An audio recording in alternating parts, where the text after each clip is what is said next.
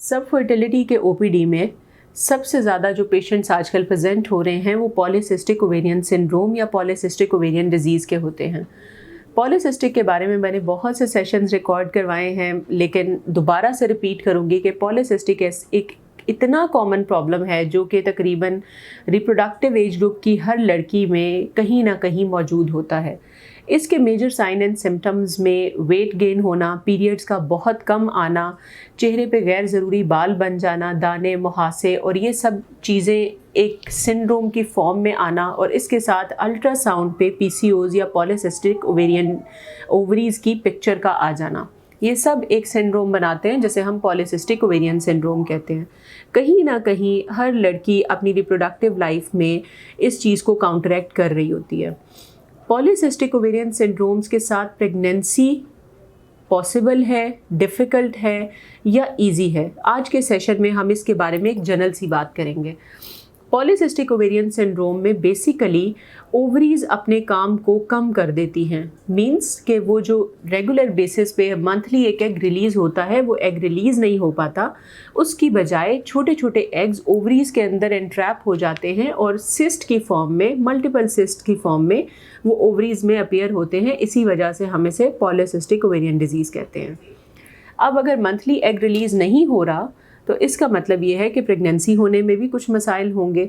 तो इन चीज़ों को काउंटरैक्ट करने के लिए पेशेंट को स्पेसिफिक मेडिकेशंस दी जाती हैं, कुछ ख़ास दवाइयाँ हैं जो पीरियड के दिनों में दी जाती हैं, और जब एग डेवलप हो रहा होता है तो उन दिनों में कुछ इंजेक्शंस लगवाए जाते हैं जिसकी वजह से एग फॉर्मेशन प्रॉपर हो जाती है और प्रेगनेंसी का इम्कान बहुत बढ़ जाता है। ये सब तो उस वक्त हम करेंगे जब पीरियड्स रेगुलर हो जाएंगे, लिहाजा हम 2 से 3 माह पेशेंट को मेडिसिन देते हैं कि ताकि उसके पीरियड्स पहले रेगुलर हों और फिर हम एग फॉर्मेशन की ये मेडिसिन दे सकें। लेकिन जो आज का एक मेजर मैसेज है वो ये है कि पॉलीसिस्टिक ओवेरियन सिंड्रोम के साथ प्रेगनेंसी पॉसिबल और सक्सेसफुल सिर्फ और सिर्फ लाइफस्टाइल चेंजेस के साथ ही मुमकिन है। लाइफस्टाइल चेंजेस में बहुत सी चीज़ें आ जाती हैं जिसमें आपने डाइट को मॉडिफाई करना है, रिफाइंड कार्ब्स को बिल्कुल निकाल देना है, खाने को सिंपल और सादा कर लेना है और कोशिश करना है कि उसके अंदर बेकरी आइटम्स, बेवरेजेस यानी ये जो कोला ड्रिंक्स हैं ये कम से कम हो और मीठी चीज़ों का इस्तेमाल कम से कम हो ताकि वेट मैनेजमेंट साथ में हो। कुछ पेशेंट्स जो पीसीओज के साथ होते हैं वो नॉर्मल वेट के होते हैं, उनका बॉडी मास इंडेक्स नॉर्मल की रेंज में फॉल कर रहा होता है। वो कहते हैं कि डॉक्टर साहिबा हम लाइफस्टाइल में अब क्या चेंजेस लाएं, तो उन्होंने जस्ट अपनी जो डाइट है उसको हेल्दी डाइट की तरफ ले आना है और साथ में एक्सरसाइज करनी है।